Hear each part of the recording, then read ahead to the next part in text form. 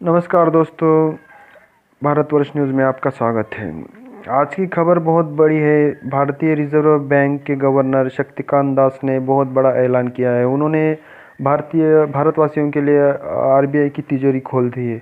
उन्होंने बहुत बड़ी ऐलान किया है और घोषणाएं की है और आर्थिक पैकेज घोषित किया है कोरोना संकट के चलते। तो आइए हम जानते हैं कि उन्होंने कौन कौन सी घोषणाएं की हैं। जानलेवा कोरोना वायरस से लोग ही नहीं, पूरी अर्थव्यवस्था जो है वो संक्रमित हो चुकी है। ऐसे में भारतीय अर्थव्यवस्था तेजी से संभल सके, इसके लिए रिजर्व बैंक ने आज कई राहत उपायों की घोषणा की है।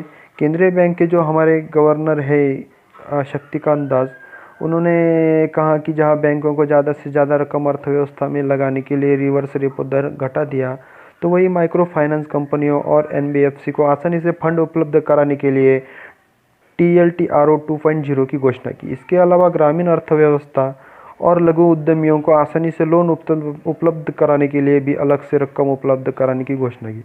इससे पहले रिजर्व बैंक ने बीते 27 मार्च को अर्थव्यवस्था के लिए विशेष पैकेज की घोषणा की थी, जिसमें 3.74 लाख करोड़ रुपए का लिक्विडिटी बूस्ट मिला था।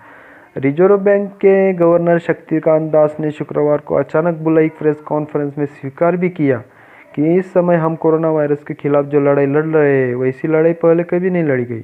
इसलिए अर्थव्यवस्था से जुड़ी वैसी इकाइयों के लिए आसानी से कर्ज की उपलब्धता का बंदोबस्त करना होगा, जिससे कारोबार को बल मिले।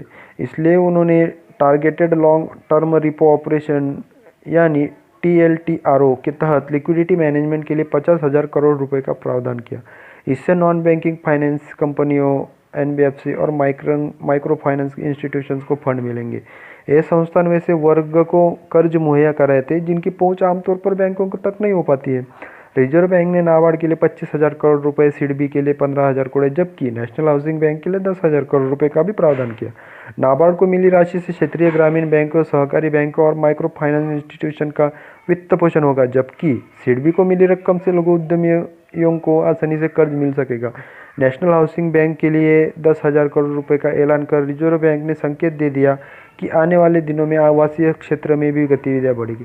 रिजर्व बैंक ने कहा कि micro finance institute, NABARD, SIDBI और नेशनल हाउसिंग बैंक के जिस राशि का प्रावधान किया गया वह उन्हें रेपो रेट मतलब 4% के वार्षिक ब्याज पर ही मिलेगी।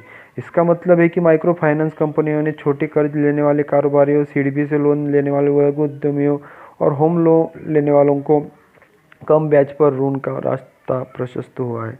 दोस्तों, इसका मतलब यही निकल के आता है कि कोरोना वायरस संकट के चलते जो भी उद्योग स्टार्टअप वाले हैं जिनका कारोबार ठप पड़ा है, और जो भी नौकरी धंधा करने वाले जिन लोगों ने लोन लेके रखा है, उनको बहुत दिक्कत आने वाली है। इसके चलते आरबीआई ने उनको बहुत बड़ी राहत दी है और भारतवासियों के लिए एक अच्छी खबर है।